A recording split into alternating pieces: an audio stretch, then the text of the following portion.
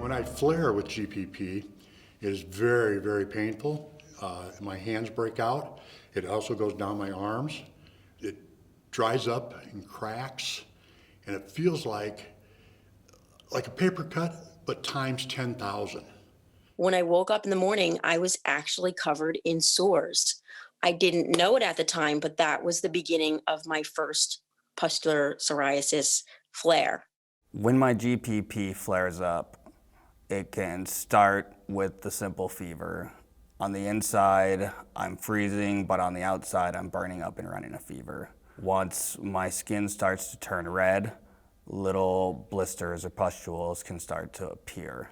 After those blisters have developed, sometimes they will continue developing until they are lakes.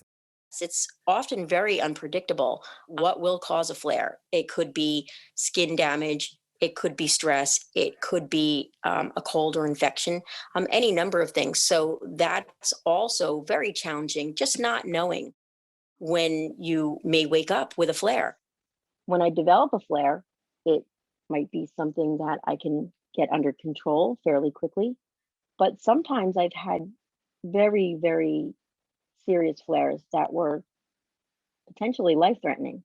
With my GPP, I've had some severe flares, two of them to be exact.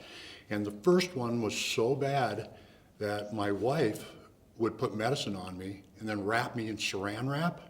And then I'd put on long sleeves and long pants and go to work and work all day. And by doing that, I didn't realize, but all it was doing was keeping everything in, and my skin couldn't breathe. So I got more infected. And then I was hospitalized. And I was in the hospital for about 9 days.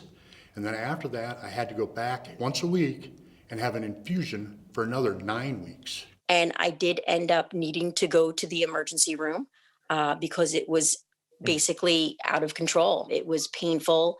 It was bleeding. I had sores that were opening up all over my back, and I could not sit. It was painful to lay down.